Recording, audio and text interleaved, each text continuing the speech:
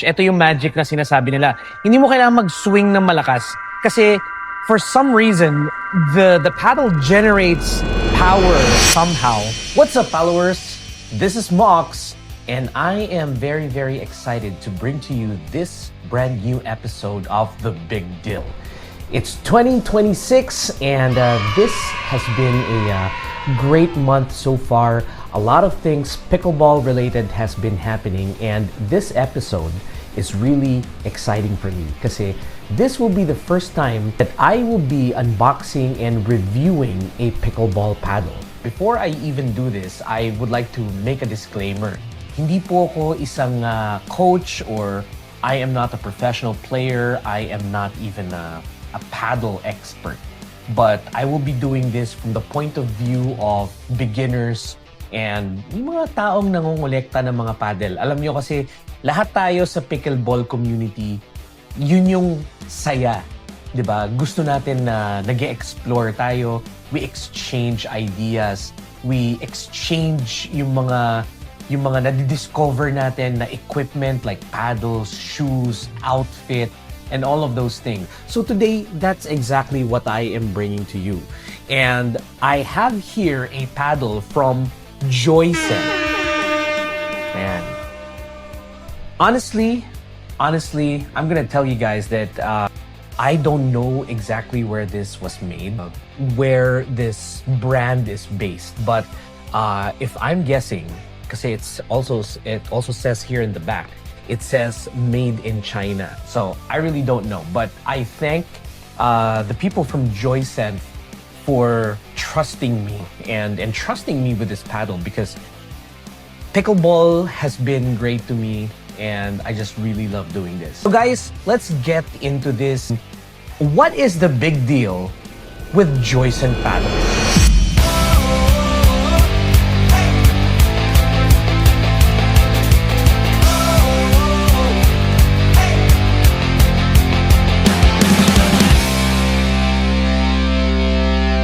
Okay, so I am gonna skip the whole unwrapping thing kasi hindi rin ako magaling doon. I went on ahead and removed the plastic. And ito siguro na-dent to siguro nung transport.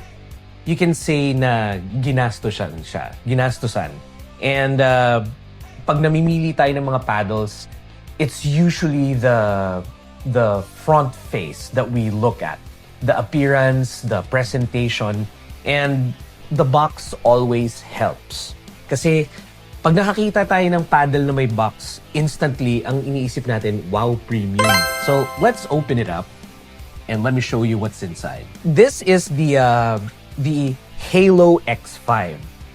Ayan, if you can see here, the Halo X5. And this is a T7 carbon fiber, 16 millimeters. Alam nyo, ang unang tinitingnan natin pagdating sa paddle, like I said, is the appearance. And for me, medyo pasado siya sa appearance because if you can see here, you just don't feel it over the video, but it has really nice grit for its surface, and the design with the red dots. I'm not sure if it's intentional or if it adds any value to the spin when you use it as a paddle. But that in itself, for me, is a plus point. Maganda siya. If you can hear the sound, okay, it sounds tough and it sounds very durable. Siyempre, yun ang unang gagawin natin, kakatukin natin. We have to check the sound, if it's poppy, if it's thick or thin, because normally that's how we know quality of the paddle. Just to share with you some specs, this is more of a power paddle. Mas considered siya na power paddle. It weighs at 8.1 ounce or 230 grams. Okay, yun yung buong weight niya. For me, magaan siya for a power paddle. And I haven't officially tested it yet, but on the onset, ito, hawak ko pa lang siya. You can say that it's pretty light for a power paddle. So medyo napapaisip ako kung malakas ba siya, poppy ba siya. if you do drives and do lobs, how it will fare. As far as I know, as far as I've researched, this is a hybrid paddle. Slightly elongated siya, if you can see. It's slightly elongated. Okay, medyo na-testing ko na siya kaya may dumi-dumi na. It's slightly elongated and it has a really big sweet spot. Okay, not if you compare it to other elongated paddles, mas wide siya, giving you a good space to hit your sweet spots. The problem with elongated paddles is that, you know, when you're an intermediate or a beginner, when you try to hit from different angles, it always, or it most of the time, you hit the edges. And if you hit inside the paddle towards the edge, ang nangyayari, it just bounces off. Hindi siya, it doesn't pop. It's a dead shot. The grip length, okay. What I like about this paddle is that the grip is long. I like paddles that have a long grip. Even though I have small hands, okay, well, I have a big hand. I have short fingers. That's the problem. So this is good for me. The only thing that I notice here is that the handle is flat. Okay, iba-iba ang handles. We have handles that are more rounded. Of course, it has edges. We have handles that are more rounded. We have paddles that have grips that have more corners. Yung mas solid yung corners niya. It's more square than flat. But it's long enough. Yeah, the grip length is 5.71 inches. The longest grip that I've played with is the Palakol paddle, and it's at 6 inches. This paddle comes with 2 overgrips. Teal. Kasi kami mga lalaki, primary colors lang yung alam namin. So this is, I think, mint green. And we also have black. So this is not exactly the same as the stock grip of the paddle. Okay, if you can see, you got holes there. This paddle also comes with ito. Got some lead tape. The paddle is an extension. It's your equipment that you use for the game. And if you know how to hit it, it doesn't matter if it's control or power. If you hit it properly, if you hit it with the right angle, if you hit it with the right form, the ball will go wherever you want it to go. What it says here, it's overall good performance for this paddle. You got overall power, spin potential, pero when it comes to control, medyo may issues siya. Now, this is based on the website and their own research and testing. So we have to test it out ourselves, of course, to get the feel through kung ano talaga yung performance nitong paddle na to. So let's talk about the price. Surprisingly, this paddle is it's really affordable. When we are comparing paddles, sometimes it will depend on the brand. The more popular it is, the more expensive it is. The more hype it gets, the more expensive that they can sell it or market it. So what makes a paddle good anyway? If you buy a paddle that's worth $59.99, that's basically $60. In pesos, that would be about 3,500 pesos. So that's really affordable. That's like 1/3 of the price of the popular ones in the market. Let's test and see if my expectation is as accurate as the reality. Okay, so we are now here at the Pickle Yard Somo here in Muntinlupa/Bacoor. And we're gonna test this bad boy and see how it fares against the other paddles that we are gonna be playing with. Meron tayong mga players today na naka-Triton, Luz. We also have some Eula and a few boomsticks. So we're gonna see how this fares with a stock setup.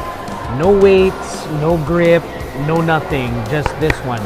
We're gonna rely on the stock performance of this paddle.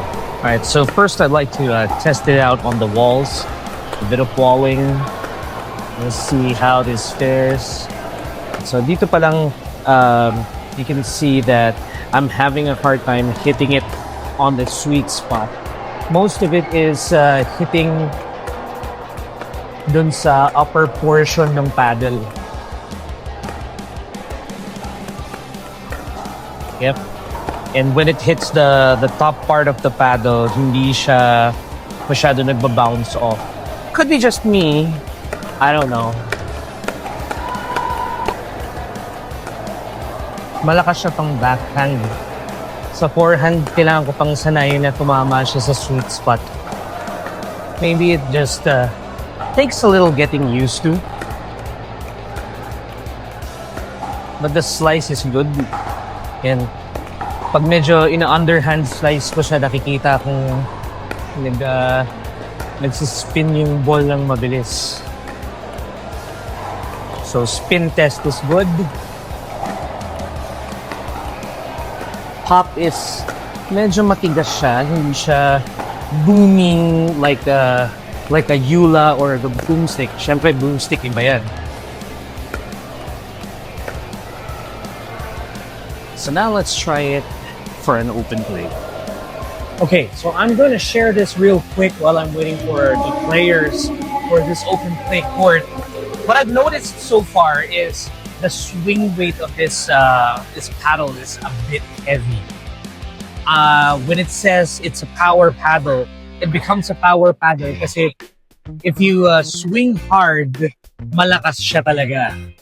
And you won't notice the power while just holding it, not until you hit it with a ball kasi malakas nga yung palo niya. So the weight of the actual paddle is not always the same as the swing weight.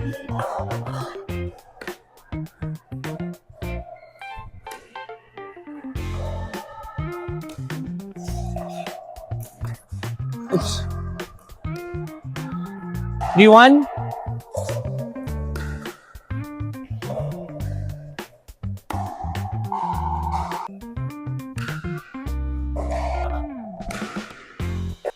I also let one of my friends try it out. He's a good resource since he creates a lot of topspin on his shots. Go check out what he has to say about the paddle. Anong masasabi mo dun sa weight ng paddle? Yung weight niya, ang gaan niya eh. Yung typical na Yula, magaan siya. Pero pagdating sa when you return the ball, para siyang may magic, nagbibigay siya ng extra power. Ang lakas, parang bumibigat siya pag inire-return mo yung bola. So, mas malakas yung power niya compare sa gaan niya. Usually kasi, pag magaan ng paddle, mahina ang return. Ito kasi, magaan ng paddle pero ang bigat ng return. And yung spin niya, maganda yung grit niya. Kasi when you drop the ball, talagang may spin pa. So, maganda yung ano niya, spin. Pag nagre-receive ka ng malalakas na palo, like from the service or a drive, anong pakiramdam nung dating nung bola sa yung when you receive the heavy ball, walang vibration dito sa kamay. So, stable siya. And yung spin ng bola when you drive, ang ganda ng trajectory niya. Kasi talagang parang biglang bumababa. So, hindi ko alam kung anong meron dito sa halo. Pero ang ganda ng return ng bola. Hindi ko alam kung magkano, pero worth it kasi ang ganda. Basic yung paddle, pero meron siyang magic sa loob eh. Hindi ko alam kung anong technology ang meron. Kumusta yung control para sa'yo? Pag nilakasan mo, malakas ba? Or nahihirapan kang tansyahin yung lakas niya? Or yung tama niya, malakas ba? Tapos kaya mo siyang yung control, maganda rin yung reset niya. Kasi talagang na-absorb niya yung pressure from the ball. So, nare-reset mo talaga yung bola. Maganda yung return kasi more on kitchen ng drop. So, ang ganda ng trajectory ng reset ng ball. So, perfect siya para sa mga intermediate pataas. Maganda yung return, maganda yung bola. Reset, power, pero ang gaan eh. Hindi ko alam kung anong meron, pero ang gaan niya. So, may magic sa loob. Hindi ko alam kung anong meron. Pero ang ganda. Magandang paddle. Recommended. Hollow. Okay, so I've reached a verdict, and I can pretty much tell you how the paddle fared. So I also let a few of my friends try and experience the paddle, and I've had a collectively same reactions and review from them. Number one, the paddle is powerful. That I can tell you. So it is indeed a power paddle. Just when I was setting my expectations earlier, I thought this was more of a control paddle. Kasi pag hawak-hawak mo siya, akala mo magaan. Something that most of the people that I asked to try this paddle said is that parang may magic yung paddle. There's something about the paddle that's oddly cool and weirdly awesome. Parang they don't know how the power is generated because when the ball hits the paddle, it's not making that much noise. It's actually a more thin sound, more like a tick than a tok. Pag mas makapal ang tunog ng bola sa paddle nyo, normally it means there's big pop. Or the paddle is powerful. So in this case, medyo weird kasi pag pinalo mo siya, it doesn't make that much noise. Virtually, this looks like, it doesn't look like it packs a punch. But funnily, you don't need to swing so much. Ito yung magic na sinasabi nila. Hindi mo kailangan mag-swing ng malakas kasi for some reason, the paddle generates power somehow na it's actually hard to control. Diba? Kanina when I was showing you the specs of this paddle, it said that it was more of a power paddle and control is very low, which is actually true. When you are doing a firefight between volleys and you come from a drive and then you have to fight through a volley in the kitchen, exchanging volleys. Ang hirap niya i-maneuver. The swing weight is actually deceiving. Yung weight ng paddle when you're holding it is different when you actually swing it. And not to take into consideration the swing of the paddle when you hit the ball. So it's all different. And having all the reactions from the friends that I asked to try the paddle, maganda naman yung mga reviews nila. Overall, for its price, for $59.99, equivalent to 3,500-ish pesos, this is a pretty good paddle. If you can make it work with the weights to make the balance easier and work for you, I would give this from a scale of 10. I would probably give this a good 7 to 8. So that's about it. I think the Halo X5 from Joysent is a pretty good paddle. Very good performance for its price. Very affordable for 3,500. It's a nice paddle to have if you're a beginner. It can train your hand to handle a heavy paddle if you're just starting. If you're intermediate and advanced, where you know how to control when to do certain shots at certain distances at specific times, you'll be able to handle this with the right amount of practice and time. So, yeah, a good 7 out of 10. This is a pretty good paddle. This is Joysent Halo X5.